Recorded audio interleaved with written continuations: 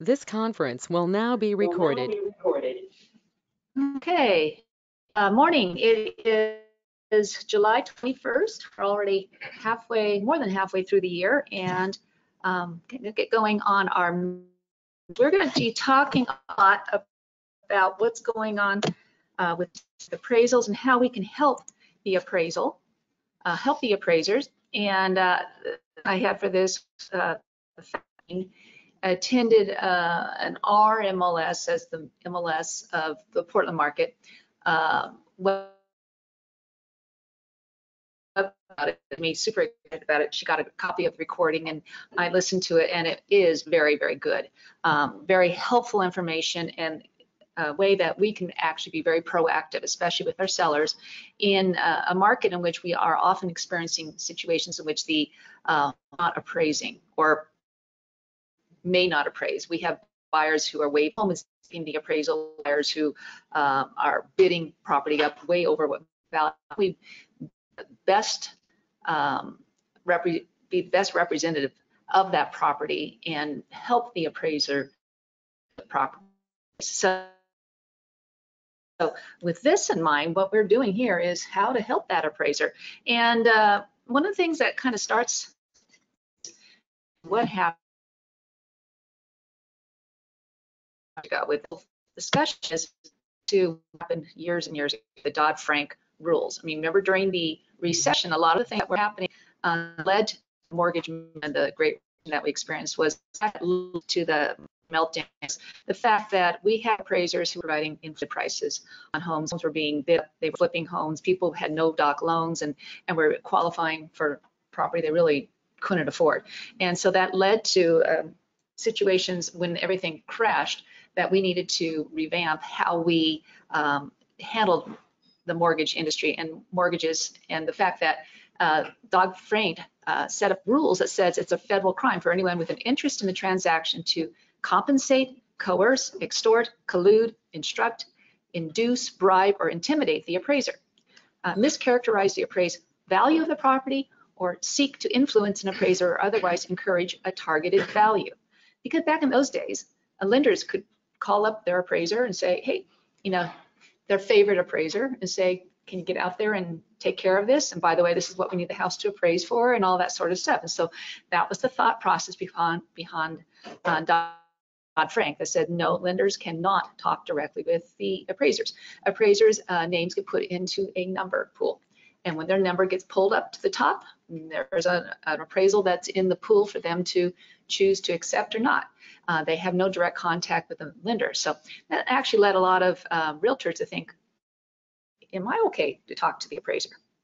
Well, the continuation of Dodd-Frank was like, it's totally fine to do this because the requirements of subsection B of Dodd-Frank rules shall not be construed as prohibiting a mortgage lender, mortgage broker, mortgage banker, real estate broker, appraisal management company, employee of an appraisal management company, consumer, or any other person with an interest in a real estate transaction from asking an appraiser to undertake one or more of the following.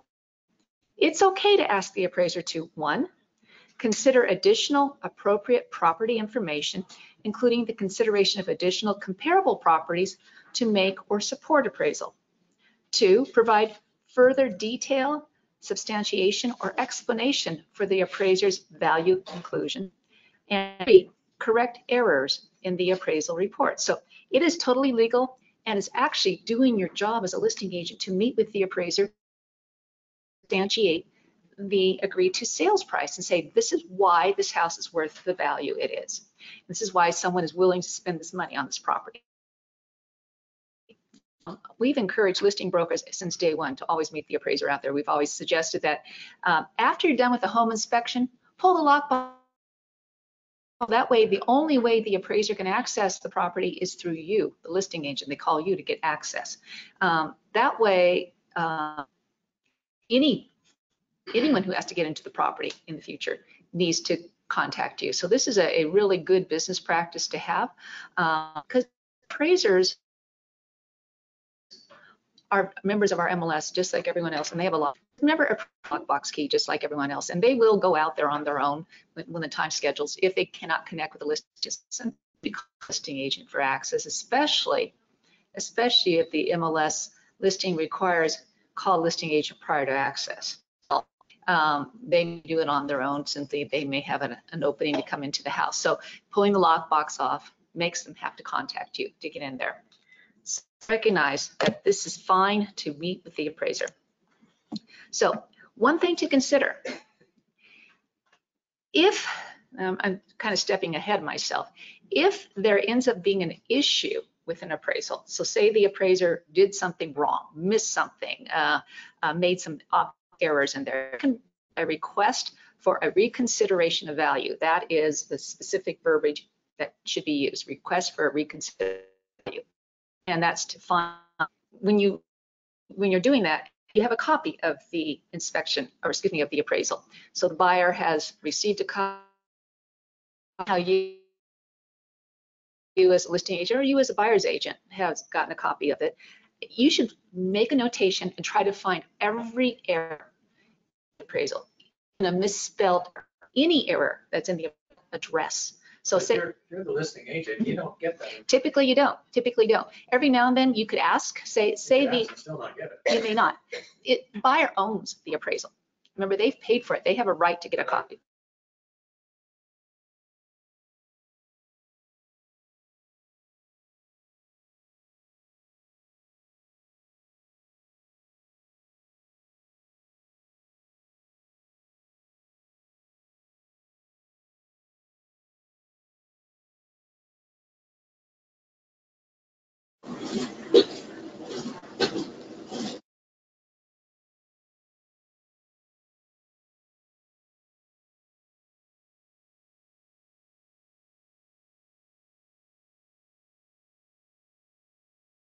Based on appraisal, got a copy of it. There were some obvious errors in there. Absolutely. I contacted the appraiser and asked him about some of this stuff. But you can ask a reconsideration of value. And when you're doing that, you're finding any error, such as say they spelled the address wrong, or any address, any comparable, say they use the word way instead of drive, or there was a misspelling. That's an error. So what you're doing at this point in time is trying to find mistakes for this reconsideration of value. And so that's one thing you do. The second thing is you try to find a comp used that should not have been used. So explain why a comp used should not have been used. They took a poor comparable in there. And then 3, provide a minimum of 3 new sold comps which were not used. So the person who led this class through RMLS was an appraiser from Colorado. Decades of experience in this, and this is what he says to do as someone who's making a challenge to an appraisal. Recognize also that FHA appraisals stay in the cloud for 4 months after the appraisal. So say you're representing a buyer or there is a buyer purchases property and it doesn't appraise. That appraisal stays in the cloud for anyone else to pull out for 4 months. And a VA loan, a VA appraisal, that stays in the cloud for 6 months. So that's one reason why if this home did not appraise and you have a new buyer who's going to do an FHA loan, that appraisal is already there. So it still won't appraise at that value because they will be using that same thing for 4 months, VA for 6 months. So, but when you're requesting for a reconsideration of value, these are the steps that you do. The one problem here with requesting for a reconsideration of value is they are only 10% successful in ever having anyone reconsider the value of the property. I know from our own experience in our industry working with Ben Premier, in all the years we've been doing this, and sometimes in which a loan does not appraise, property does not appraise, I can only think of a couple of times when we've got the appraiser to change the value. In one case, it was obvious mistakes. This was a rural property. 15 minutes left. They didn't walk the property. They didn't recognize there were outbuildings there. They didn't recognize there were 2 ponds. They only saw 1 house. I mean, there was some real obvious mistakes, and they did redo the appraisal. The one problem when they have to redo the appraisal is that often the underwriter accept that. They think there's been someone arm twisting and some undue influence to have someone redo the thing. But when you are proactive with the appraiser rather than reactive, you have more success in getting the home to appraise right from the start. Recognize that if you're the listing agent, the seller will be angry with you if the deal does not close, not the buyer, not the buyer's agent, nor the lender. And getting it right the first time, again, what I said already, there's less than a 10% chance of increasing the valuation after appraisal. And again, what I already said, meeting the appraiser at the property is so important. So very, very, very important. Here is a little tool, and I'm going to pull up a bigger picture of this so you can see it a little better. Well, maybe you can see it okay there, but I have it here. This is a form called the N04MC. It is an appraiser form. It's called the Market Conditions Addendum to the Appraisal Report. Now, the appraiser who is leading this class connected with RMLS, there are some tools in RMLS that enable to pull this document. They have this in documents in RMLS, and a subscriber service fill in the blanks automatically. It's really a cool feature. They showed how it worked. Unfortunately, a Flex does not have that. But the most important component in here, oh, you guys can't see this, can you?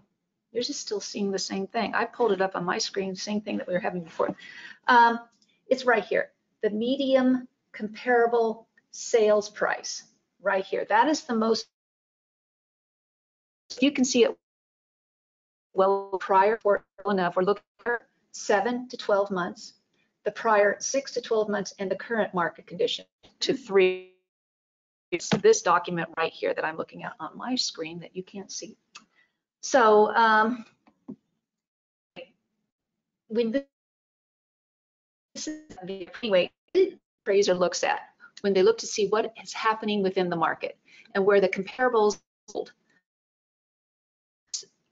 Talk about that. Always appraisers want to get the most recent comps to support the sales price. So they look at like the current to 3 months ago comps. That's what they're often looking at. However, this is something I'd never heard before that this appraiser said. In a rising or stable market, it's totally fine to look at comps 12 months old. I had no idea about that. So say the best comp actually sold 10 months ago. That's totally fine. If the appraiser, when you're meeting the appraiser, you're pulling out those comps that best suit that market. They may miss something. That's why you as a listing agent need to spend time in doing this and pulling up the information that you think would be best suited towards this property. And if you find that best comp for the sale happened 10 months ago, you can pull it up and use this as a tool to help with the appraiser. The way you make adjustments to this comp, this is the appraiser tools. What they do is they take the current medium comparable sales price. So the current comparable price.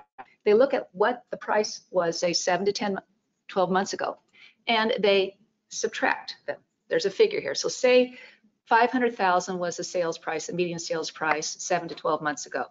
Current sales price, median sales price is 600,000. So it's a difference of $100,000. So then they take that $100,000 and they divide it by what it was 7 to 12 months ago. That would lead you with a figure of 20%. So in other words, we're in an escalating market in which the market is changing by 20% per. So using that figure, you can take that comp from 12 months ago and adjust it by 20% to meet today's. That's what an appraiser does. And so using those little tools, say the comp was 10 months ago, you don't divide that, you don't increase that by 20%. You take that $100,000 change, divide it by 12, and find out what each month's increase is.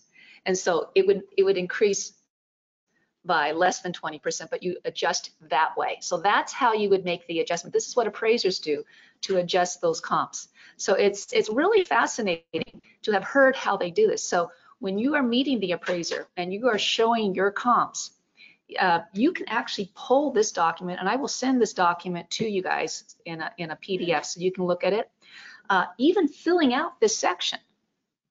So how do you pull the information on the median sales price? Now, I don't know if this is going to work at all either, since you couldn't see this. Maybe I pull this down. Well, it's not working at all again. It's not showing it.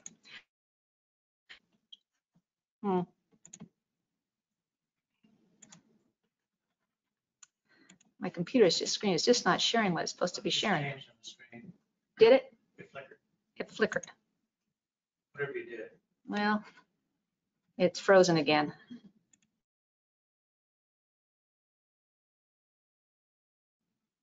It was in my features here. It was something that they did here in the control panel. It's just not working for sharing my screen properly. That is so bizarre. You can't see anything moving here, can you? Well, let me continue on. There you go. It's just flickered. It flickered again.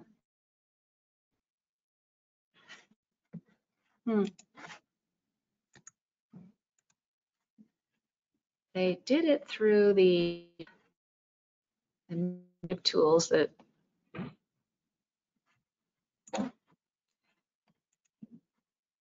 I can't share my. Have it here on.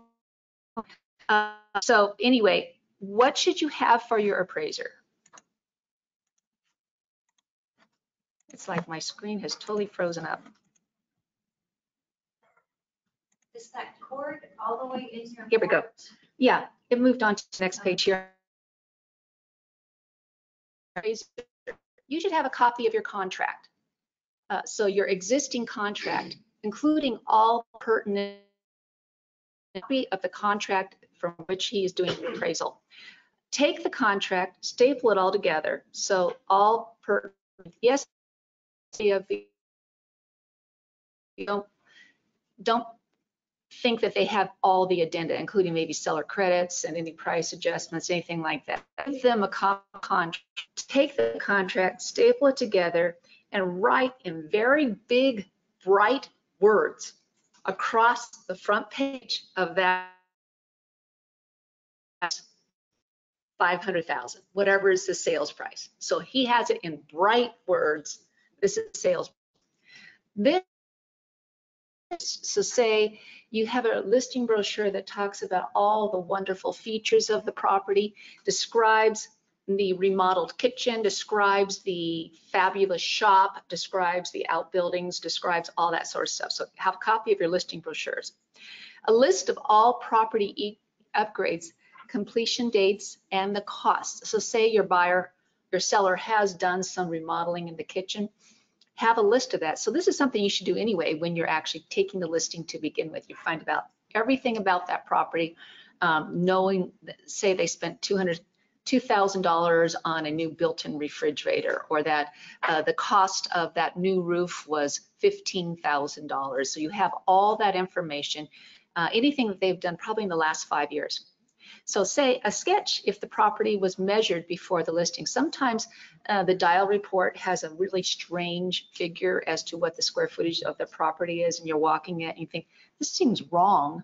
You may want to suggest your seller hire an appraiser to come out and do an official measurement of the property. And it's cost $150, $200 for them to do this, to measure it and actually get an appraisal as far as the square footage of the property. So that way you have that to use, and when you take the listing, you could put that information as well into listing. That's the square footage of the property is per an appraisal. I have a question for you. The contract is the contract between the buyer and the seller. Correct. And we have to maintain confidentiality. Yeah, but of our account. But the appraiser is always given that anyway. Yeah. They are always given that. The lender would always forward that to the appraiser. Lender might, but yeah. You offer this out as the buyer's representative for the listing agent.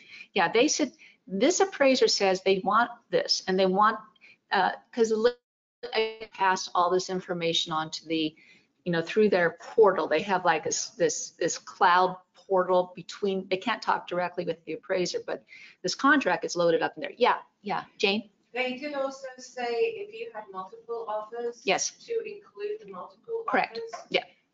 But redact. Redact the information as to who wrote the multiple offers, but absolutely, that was another thing I was going to talk about. Say you do have multiple offers, you're going to give a copy of every offer, again, stapled together, and say, explain all of that. County assessor records have that information, have information on the listing history, and then have that form filled out, that 1004 MC form obtained from the MLS, and have that filled in. And I'm going to, hopefully my computer will work, or you guys will be able to see this through this connection here, about how to get that median price. And I want to show that to you. And then any comparables to support the sales price, any listed, pending, and sold. And not only the comparables, but the bad comparables as well. Because understand that the bad comparables by the user anyway, and you're able to pull up those things up and say why it's a bad comparable. The suggestion that this, take the bad comparables and write in bright red, bad, why it's bad. So store, which you would think would be a great comparable, and you say it's a bad comparable because there are cats in it. The house smelled up the wazoo. It's sold under everything else. Or that house that is a bad comparable backs to an extremely busy street. That house is, it has it had a serious issue with radon gas. Whatever was the reason, you yourself are calling, represented those sellers to get the information yourself as to why it was why sold at that price. So you're able to pass it in. So you're marking in bold red why it's a bad comparable. And then the good comparables, he suggests green star to say why, and then explain why this is a great comparable. So again, codes, make it as simple as possible.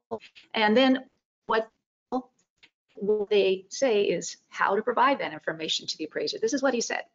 They come and they say, hi, introduce yourself, be very friendly as you would for anything else, and invite them to come into the use the home that would be for a buyer showing, clean and well cared, and meet somewhere where you can spread out the materials you prepare. So often in an empty home, it might be the kitchen, it could be on the probably the counter, or if it's furnishings in the home, on the dining room table, and you spread out your stuff and then you show them the form, the 1004 MC form, showing the median sales price that you have come up with. And then you review that with them, and then you show them your comps, and you explain about the house with all the cats in it. And then you explain the good comps, and you explain the bad comps. And you spend 2 minutes just sharing this information to them, and then also letting them know about the property's special features. And by the way, recognize that this property has 2 ponds, not just the one. There's a second one back, a couple of acres back from there. And by the way, everything is, the fencing's in great shape. The irrigation system is working great. They've done a wonderful shop in the last 5 years, all these different things about the property that makes it special. And again, that's the information. You spend 2 minutes sharing this with the appraiser, and then you let them do their job. And so you have done your job to be as proactive as you possibly can. And then final ideas to help the home appraise. Turn the appraiser loose. Don't follow them room to room.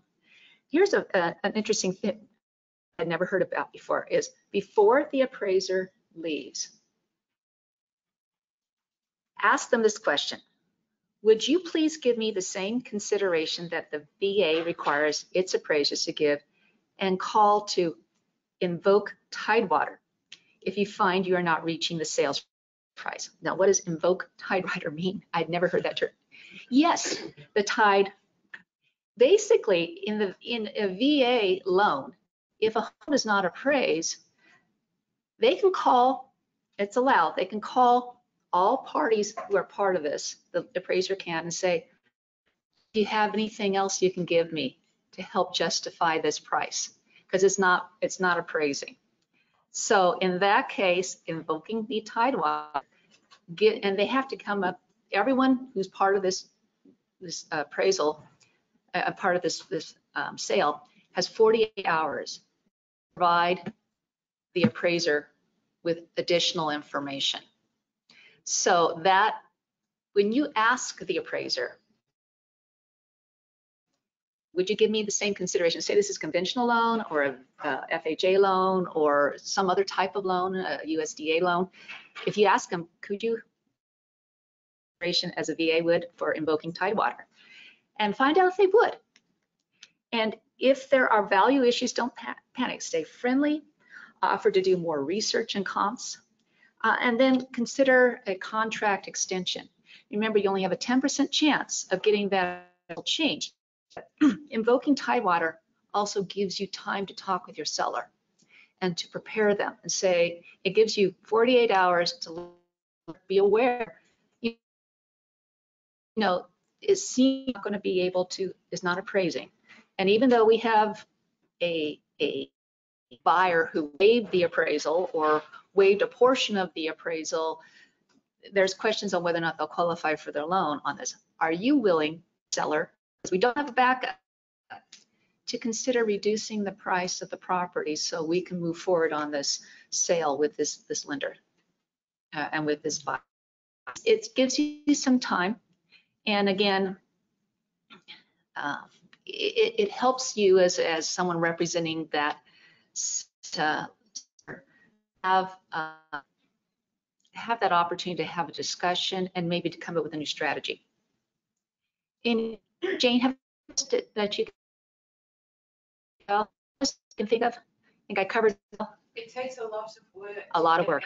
Yeah. Because I did it recently. You did it recently. The class with RMLS said, plan on taking a full day just to prep for this, because for you, listing agents, good comps and the bad comps, it's real important. And the reason why you want to provide the appraiser with bad comps as well is because there is something in the appraisal world called blackballing. And the fact is that the appraisers, if they are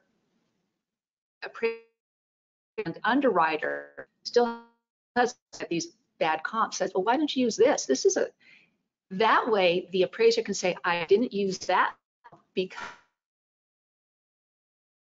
road issue, or because of that. So if they get blackballed, they can lose their job, they can lose their career. That's why appraisers are trying to ensure that they're being fair and right with their appraisals. But this involves a lot of prior version of the deal. Correct. I continually get calls from appraisers, not the appraiser involved, but doing a and says, Bill, did you get houses above market price for this house? Right. And my question was always, what can I tell this person? Because my arrangements between Emily and me, it's not between Correct. the party. That's always been a concern that we've had as well. You know, how can we provide private information connected with our seller to a third party who's just using our sale as a comp? I always said, really, I can't. Well, you know, our MLS contract has been modified. If you look at our employment contract that every seller signs, there's verbiage in it now that says that the seller agrees that information concerning the sale can be shared with others for things like this. So I should bring that up there. But our listing, every listing contract in Central Oregon has verbiage that basically provides that third parties like other appraisers can ask and receive information concerning that property, you know, so that Is it possible to get a private appraiser to come and do your property, and have that information with the seller? Absolutely. And then the buyer comes in and gets an appraisal done. Yes. And you have a discrepancy. Yes. How do you manage that discrepancy? Good question, Especially Bill. in your favor. So for online, for people who didn't hear Bill's question, say the seller has done a private appraisal, has it done, and now the buyer has come in and they have their own appraisal done, and there's a discrepancy between the two. How do you rectify that? I always think that if a property, you have So whether or not that property will appraise when you're taking that listing, you can suggest to the seller, why don't we get a third-party appraisal done, hire an appraisal. It's cheaper than when you work through a lender, because a lender always adds cost to the cost of the appraiser, because they pocket that. So when you hire them directly yourself, and ask them to have it done, being proactive. And say the seller says, I know my property's worth $2 million, and you have an appraisal done that shows it's worth $2 million, you can then add that as an attached document to the listing to show it's worth $2 million. So say the buyer comes in and they're Sure, but the buyer still is relying on his lender. right, and now the lender comes in and says it's only worth 1.8 million, because that appraiser, and you've done your job as a listing agent. You said, and by the way, here's this appraisal that we just had done 2 weeks before we took the listing, that comps that were used and all that stuff. And we have someone else who comes in at 1.8 million. You know, you can go back and you can question that. You can come back and say, look, there's terminate based upon their appraisal, and they have the right. We've had other ones say, but the other appraisal that's been done showed it was this appraiser that was hired did a terrible job, but they refused to make any changes. So sometimes they will change lenders. We've had sales, you know, they've had to been extended because we went with another lender, and a new appraisal came in appropriately. You know, so it's been challenging. It can be really challenging in this market, especially, in 1 week earlier this year, we had 2 not meet the sales price, both done by the same appraiser. Yeah, we found that some guy appraising everything low, and even though we argued with them, would not make a change. And so in one case, we had sale fail. Yeah, the new lender, new appraisal, everything was fine. So it just depends on who you're dealing with. And unfortunately, in the state, complained to the state licensing board of a particular appraiser. Unlike the CCB, Construction Contract Board, which actually investigates, the investigation that the appraisal board does is really loose, and it's not ever and every time that appraiser is still out there doing his job. And I think truly the best way is to avoid having to get to that situation just by being as proactive as we possibly can. And we're big. Did they explain how you handle so-called unicorn things without comp?